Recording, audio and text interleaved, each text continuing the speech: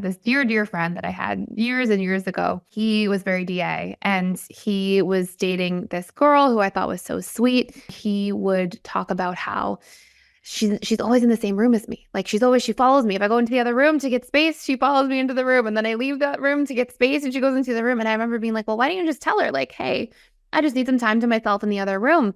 And he was like, I shouldn't have to tell her that. And Mhm. and it's so funny. It's like exactly what you talked about, which is sometimes because a dismissive avoidant doesn't know how to set those small boundaries or negotiate about their needs in those small ways. It's so easy to perceive it as this like all or nothing. Like either the person knows and they're the perfect fit and we don't have to end up in the same room together all the time, or they don't know and therefore we shouldn't be living together at all. And it's sort of these extreme sort of reactions to things in a sense. But to the dismissive avoidant themselves, it seems like a kind of like logical, practical decision, even if it's quite emotionally based at its core.